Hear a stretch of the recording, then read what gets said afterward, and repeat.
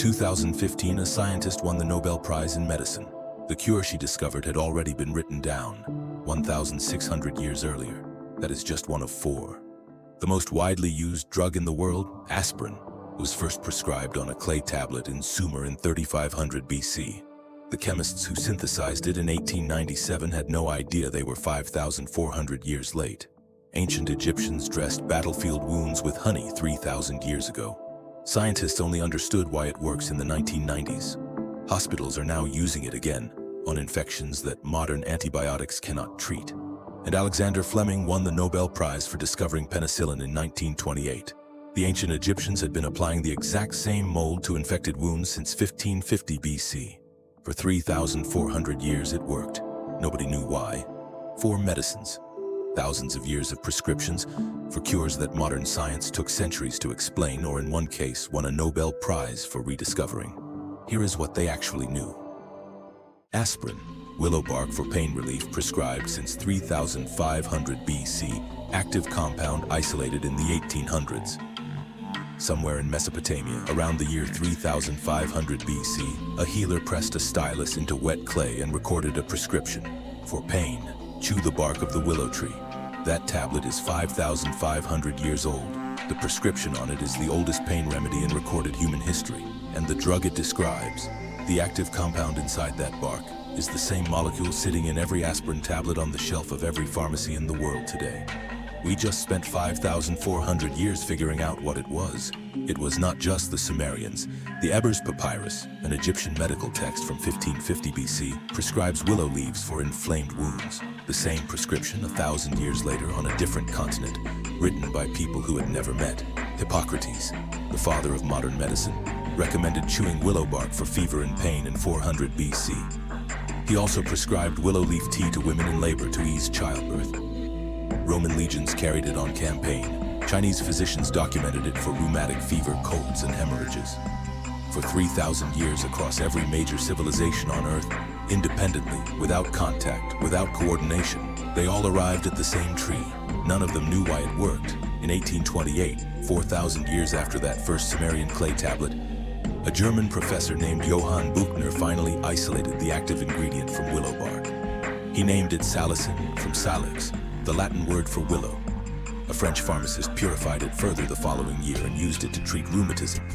It worked. But salicin had a problem. In the doses needed to be effective, it destroyed the stomach. Patients vomited, some bled internally. The medicine was real, but it was too harsh to use reliably. In 1897, a young chemist at the German company Bayer named Felix Hoffmann was given a specific assignment: find a way to make salicylic acid that does not tear apart the stomach lining. His motivation was personal. His father had severe rheumatism and could no longer take the existing drug without vomiting. On the 10th of August, 1897, Hoffmann opened his laboratory notebook and recorded the synthesis of acetylsalicylic acid in its purest form. That date is now officially considered the birthday of aspirin.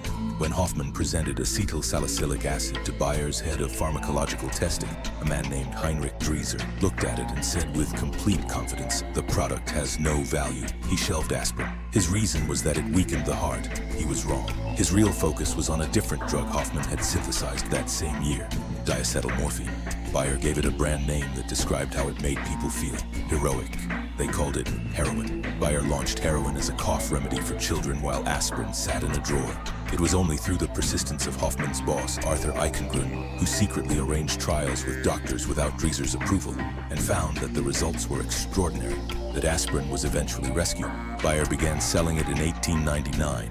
Within a decade, it was the most successful drug in the world. In 1971, a British pharmacologist named John Vane published a paper in the journal Nature that finally explained at the molecular level what aspirin actually does inside the human body. It inhibits an enzyme called cyclooxygenase, which blocks the production of prostaglandins, the compounds the body uses to trigger pain, fever, and inflammation. That discovery won him the Nobel Prize in Medicine in 1982. 85 years after aspirin was synthesized, 5,400 years after the first prescription was written on a clay tablet. The Sumerian healer who wrote that first prescription had no concept of enzymes, no concept of prostaglandins, no understanding of what salicin was, let alone what it did at the molecular level. But he knew that when his patients chewed that bark, the pain stopped. And for 5,500 years, that was enough. Honey. Egyptians used it as an antibiotic wound dressing since 3000 BC, mechanism explained in the 1980s to 90s. Archaeologists excavating Egyptian tombs have found sealed pots of honey dating back over 3,000 years. They opened them. The honey was still edible.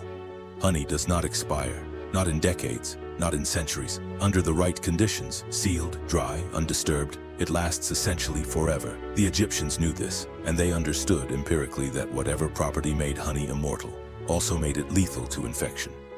The Edwin Smith Papyrus, the world's oldest surviving surgical document written around 1600 BC, prescribes honey for wound dressings. The Ebers Papyrus from the same era lists it in hundreds of remedies. Hippocrates recommended it for ulcers and sores. Assyrian soldiers carried it onto the battlefield as a standard wound treatment. For 3,000 years, honey was the most widely used wound medicine in the ancient world. Then antibiotics were discovered in the 20th century, and honey was dismissed as folklore, a superstition, a relic, something primitive people used because they didn't know better. In the 1980s, Professor Peter Molan at the University of Waikato in New Zealand began systematically testing honey against bacteria in the laboratory. Honey kills bacteria through 3 simultaneous mechanisms. First, honey has a pH of between 3.2 and 4.5. Most bacteria cannot survive in that environment. It is simply too acidic. Second, honey's extreme sugar concentration pulls water out of bacterial cells through osmosis. It dehydrates them from the outside in. Third, honey contains an enzyme called glucose oxidase, which reacts with moisture in the wound to continuously produce small, steady amounts of hydrogen peroxide, a well-established antiseptic, exactly where it is needed for as long as the dressing remains in place. 3 independent antibacterial mechanisms, simultaneously. In a substance that requires no laboratory to produce, no refrigeration to store, and no prescription to obtain. Today, medical-grade Manuka honey, produced from bees that feed on the leptospermum tree in New Zealand, is a registered, clinically approved wound care product used in hospitals around the world.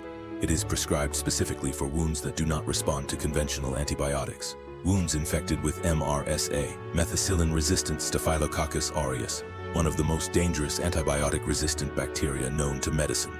Honey kills it, reliably, without resistance developing, because here is the thing about honey that no antibiotic can claim. Bacteria have never developed resistance to it. In 3,000 years of continuous use, not a single documented case of a bacterium evolving immunity to honey.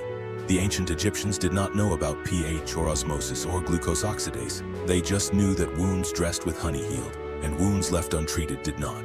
They were right. It took us until the 1980s to understand why. Moldy bread. Egyptians applied it to infected wounds since 1500 BC. Penicillin discovered in 1928. The Ebers Papyrus, written in Egypt around 1550 BC, is one of the oldest and most comprehensive medical documents ever discovered. It contains over 700 prescriptions. One of them instructs physicians to apply moldy bread directly to infected wounds, not as a last resort, not as folklore, as a standard documented medical prescription, written down, taught, and practiced across generations of Egyptian healers. Egypt was not alone. In ancient Serbia, healers pressed old moldy bread against infected wounds. In China, physicians documented mold from soybean curd as a treatment for skin infections. In Greece, physicians working under the Hippocratic tradition recorded mold as a wound remedy. In Rome, soldiers on campaign were treated with moldy preparations. 5 civilizations. No contact with each other, no shared language, no shared religion, no shared science. All of them arrived independently at exactly the same conclusion: rotting bread heals infected wounds. When 5 separate cultures with no connection to each other discover the same thing, that is not coincidence. That is a fact about the world. On the morning of September 3, 1928, a Scottish bacteriologist named Alexander Fleming returned to his laboratory at St. Mary's Hospital in London after a 2-week holiday. He had left a petri dish of Staphylococcus bacteria on his bench before leaving. A mold spore had drifted in from the laboratory below and landed on the plate. Fleming almost threw it away. Instead, he held it up and looked more carefully. Around the mold in a perfect ring, every single bacterium was dead. The mold was producing something that killed Staphylococcus. He called it, at first, simply mold juice. He later wrote, "When I woke up just after dawn on September 28, 1928, I certainly didn't plan to revolutionize all medicine by discovering the world's first antibiotic, but I suppose that was exactly what I did. He named the compound after the mold that produced it, Penicillium notatum. He called it penicillin. In 1945, Fleming, Howard Florey, and Ernst Chain received the Nobel Prize in Medicine for its discovery and development. Penicillin has since saved an estimated 500 million lives. Fleming's discovery was an accident, a forgotten petri dish, a drifting spore, a cold London summer that happened to favor mold growth over bacterial growth. A week of different weather in September 1928, and the Nobel Prize might never have been awarded. The Egyptian physicians who wrote that prescription in 1550 BC did not need an accident. They did not need a laboratory, a microscope, or a petri dish. They needed only what they had: eyes, time, and enough wounded patients to notice what worked. Fleming won the Nobel Prize in 1945. The Egyptians had been doing it for 3,400 years before he found out why. Sweet wormwood. Chinese texts prescribed it for malaria in 400 AD. Nobel Prize won for rediscovering it in 2015. It is 1969. China is in the middle of the Cultural Revolution. Scientists are being sent to labor camps. Research has been suspended across the country. And Mao Zedong has just launched a secret military project to find a cure for malaria. The project was called Project 523, named after its launch date, the 23rd of May, 1967. Its mission: find a treatment for drug-resistant malaria that was killing soldiers fighting for North Vietnam. More than 500 scientists were secretly mobilized. After years of testing over 240,000 compounds, every one of them had failed. In January 1969, a 39-year-old pharmacologist named Tu Youyou was appointed to lead the project. She made an unusual decision. She went to the library. Tu Youyou and her team searched over 2,000 ancient Chinese medical recipes. They were looking for any historical reference to treating fever, the defining symptom of malaria. They found what they were looking for in a text written in 340 AD by a physician named Ge Hong, a handbook of prescriptions for emergencies. Ge Hong's instruction was precise and simple: a handful of Qinghao, sweet wormwood, immersed in 2 liters of cold water. Wring out the juice and drink it all. Tu's team tested sweet wormwood extracts. Nothing worked. Failure after failure. Then Tu went back to the text and read it again, more carefully. Ge Hong had specified cold water. Her team had been boiling it. The heat was destroying the active compound before it could be tested. One word in a 1,600-year-old text. Tu switched to a low-temperature extraction. On October 4th, 1971, her team tested sample number 191. 100% inhibition. Every single malaria parasite in the infected mice eliminated. They tested it on monkeys. 100%. They needed human trials, but no ethical committee would approve it during the Cultural Revolution. So Tu Youyou, along with 2 colleagues, volunteered to be the first human subjects. They tested it on themselves, then on 21 patients in Hainan province. All of them recovered. The compound was named artemisinin. Today it is the single most effective anti-malarial drug in human history. The World Health Organization recommends it as the first-line treatment for malaria in every country where the disease is endemic. Around 400 million doses are administered every year. It has saved millions of lives and reduced malaria mortality rates by over 20% globally. On October 5th, 2015, Tu Youyou was awarded the Nobel Prize in Physiology or Medicine. She became the first mainland Chinese scientist to win a Nobel Prize in Science. She titled her lecture, "Discovery of Artemisinin, a gift from traditional Chinese medicine to the world." She was modest about the credit. She said, "Artemisinin is a true gift from old Chinese medicine." She did not say she discovered it. She said she rediscovered it. Ge Hong wrote that prescription in 340 AD. He had no concept of parasites, no understanding of molecular chemistry, no laboratory, no microscope. He was a physician trying to help sick people, and he recorded precisely what worked. 1 instruction, 11 words: cold water, not hot. 1,600 years later, that single detail unlocked the Nobel Prize. A clay tablet from 3,500 BC, and the world's most widely used drug, a battlefield wound dressing from ancient Egypt, now back in hospitals killing infections that modern antibiotics cannot. Moldy bread pressed against wounds 3,400 years before Fleming won his Nobel Prize. And 11 words written in 340 AD. That unlocked another Nobel Prize in 2015. None of these are myths. None are speculation. Every single one has been confirmed, tested, and published in peer-reviewed science. They are as real as the medicines in your cabinet right now. What I want to know is what you think about this. How much did ancient healers understand that we have simply not looked for yet? Were aspirin, honey, penicillin, and artemisinin 4 lucky accidents? Or were they 4 visible pieces of a much larger body of medical knowledge that has been sitting in ancient texts for thousands of years, waiting for someone to take it seriously enough to test it? Drop your answer in the comments. And if you know of another ancient medicine that belongs on this list, something real, something that works, something modern science has confirmed, tell me. If this video made you see something familiar, aspirin, honey, anything, in a completely different way, hit the like button. It takes 2 seconds and it puts this kind of content in front of people who would never have found it otherwise.